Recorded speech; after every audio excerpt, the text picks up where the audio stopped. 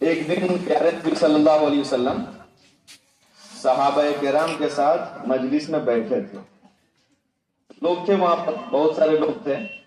تو اللہ کے رسول نے کہا ابھی آپ لوگوں کے بیچ میں ایک جنتی آدمی آ رہا ہے.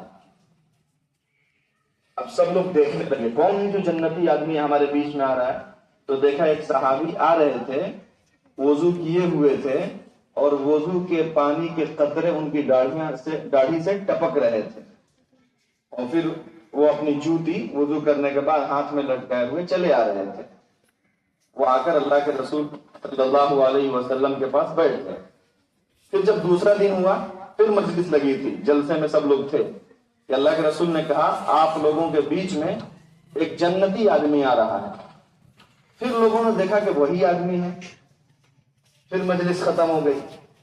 تیسرے دن اللہ کے رسول نے کہا آپ لوگوں کے بیچ میں ایک جنتی آدمی آ رہا ہے، آپ لوگ اسے دیکھیے. پھر لوگوں نے دیکھا کہ وہی آدمی ہیں جو آ رہے ہیں. تو ایک صحابی تھے اس میں حضرت عبداللہ، کیا نام تھا ان کا؟ انہوں نے کہا آخر یہ کون سا عمل کرتے ہیں، کون سی عبادت کرتے ہیں کہ اللہ کے رسول نے ان کو دنیا ہی میں جنت کی خوشخبری سنا دی ہے. میں آج چیک کروں گا. جا کر اس صحابی سے کہا جو روزانہ آتے تھے، جن کے بارے میں آپ نے کہا تھا یہ جنتی ہیں، کہ چچا میرے گھر پہ لڑائی ہو گئی ہے، میں 2-3 دن آپ کے ساتھ رہنا چاہتا ہوں، آپ کے گھر پہ آپ مجھے رکھیے گا.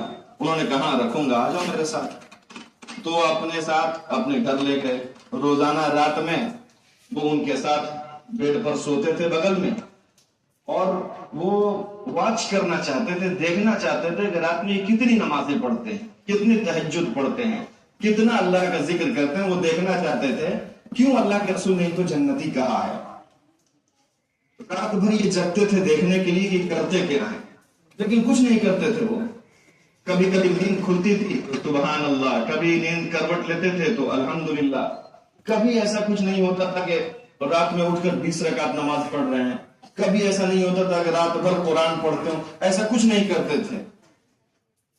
جب 3 دن گزر گئے تو انہوں نے کہا جو حضرت عبداللہ کے ان سے کہ ہم نے کوئی ایسا عمل، کوئی ایسی عبادت آپ کے اندر نہیں دیکھی جس کے بنیاد پر میں یہ کہوں کہ اللہ کے رسول صلی اللہ علیہ وسلم نے اسپیشل آپ کو جنتی ہونے کی خوشخبری دی ہے. آخر وجہ بتائیے. میں آپ کے پاس 3 دن سویا ہوں، میرے گھر پہ جھگڑا وگڑا کچھ نہیں ہوا ہے، بس میں آپ کو جاننا چاہتا تھا، دیکھنا چاہتا تھا، آپ مجھے بتائیے. تو انہوں نے جانتے ہیں کیا بتائیے؟ بہت اچھی بات ہے، اس کو سنیے گا. ان صحابی نے کہا میں کوئی اسپیشل عبادت نہیں کرتا ہوں، بس ایک کام کرتا ہوں، ہو سکتا ہے کہ اسی کے بنیاد پر اللہ کے رسول نے مجھے جنتی ہونے کا فیصلہ سنا دیا ہو. وہ عمل کیا تھا؟ انہوں نے کہا کہ جب بھی صبح ہوتی ہے یا شام ہوتی ہے میں اپنے دل سے حسد اور جلن دوسروں کے لیے نکال کر پھینک دیتا ہوں. میں ہر ایک کے لیے اپنے دل کو صاف رکھتا ہوں. سمجھ گئے؟ جنتی ہونے کا فیصلہ کس بنیاد پر ہے؟ کہ اپنے دل میں کسی کے لیے حسد نہیں رکھتے ہیں، کسی کے لیے جلن نہیں رکھتے ہیں، کسی کے لیے ٹوہ میں نہیں لگے رہنے کا ارادہ کرتے ہیں.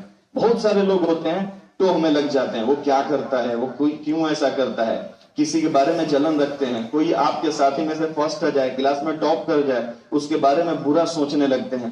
وہ صحابی کہتے ہیں کہ میں نے ایسا سب کچھ نکال کر پھینک دیا.